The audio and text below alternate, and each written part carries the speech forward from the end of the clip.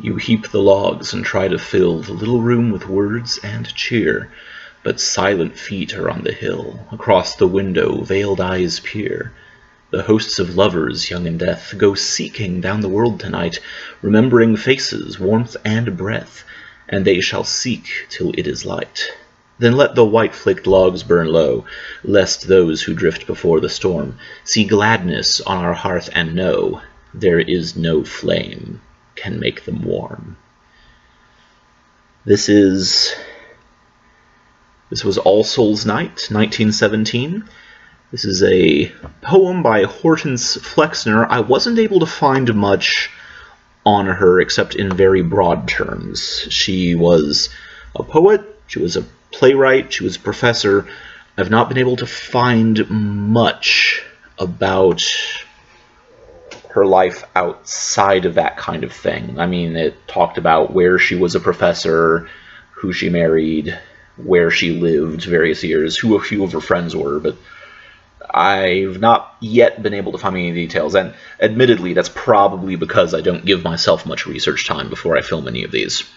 But one of the reasons that I wanted to record All Souls Night, 1917, was because there's a kind of unspoken kinship between Halloween and Christmas in a lot of older things. We don't talk about it much these days, but in some very old calendars, some very old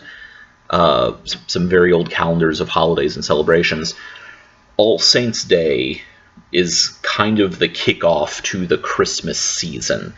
Christmas lasts for months in these old calendars.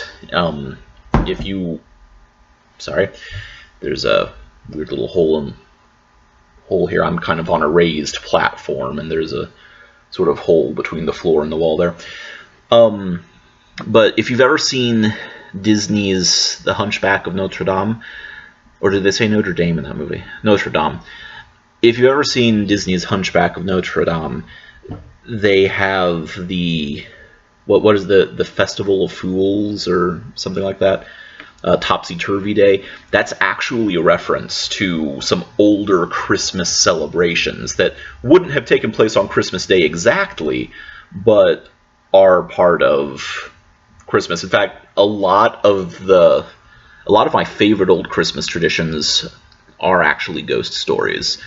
I'm sorry, I researched a lot about Christmas when I was writing a book called Tinsel the Christmas Ninja.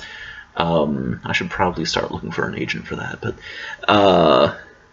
Tinsel the Christmas Ninja, I remember one of my favorite Christmas traditions was about ghosts of, not ghosts, but shades of the people who would be dying in the year to come, going out to dance at churches on the night before Christmas. It was weird, and like the whole crux of it all was, yeah, don't go to look to see if this happens, because that just increases the odds that you'll see yourself there, and once you see yourself there, you know you're gonna die sometime in the next year.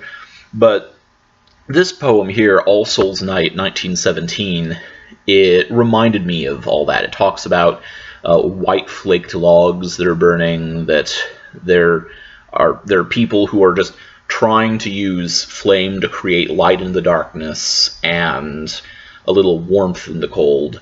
And this is the time of year when we start thinking it's getting a little chilly, we should start turning the lights on, and we should start turning the heaters up. So this kind of ghost story that refers to the changing of the seasons, even if you don't associate it with a kind of pre-Christmas celebration, you can associate it with the way that we sort of mix our ghost stories with our changing of the seasons stories. And they're both fun when they come together, and not many other poems speak directly to that kind of thing.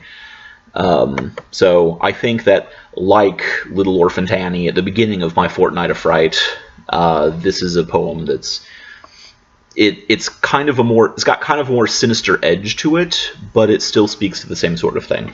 That's all for this installment of Fortnight of Fright. I don't have too many more of these left, so I'll see you for some of the upcoming ones. Bye, everyone.